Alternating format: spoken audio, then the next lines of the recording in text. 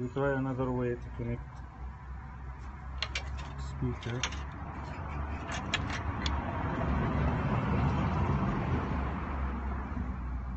And we get the same problem. A little sound.